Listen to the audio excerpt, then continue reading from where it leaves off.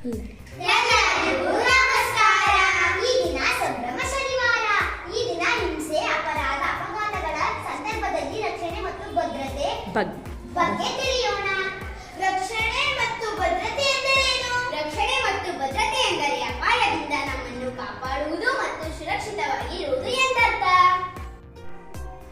Friends, ನಮ್ಮ ಜೀವನದಲ್ಲಿ ಕೆಲವೊಮ್ಮೆ ಹಿಂಸೆ, ಅಪರಾಧ ಮತ್ತು ಅಪಘಾತಗಳು ಸಂಭವಿಸಬಹುದು. ಇಂತಹ ಸಂದರ್ಭದಲ್ಲಿ ನಾವು ಗಾಬರಿಯಾಗದೆ ಜಾಗರೂಕರಾಗಿರಬೇಕು.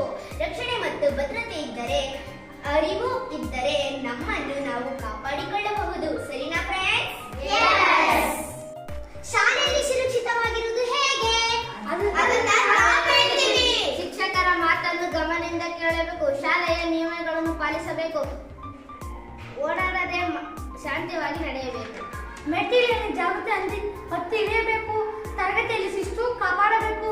ಅಪರಿಚಿತರೊಂದಿಗೆ ಮಾತನಾಡಬಾರದು. ತುರ್ತು ಪರಿಸ್ಥಿತಿಯಲ್ಲಿ ಶಿಕ್ಷಕರಿಗೆ ತಿಳಿಸಬೇಕು.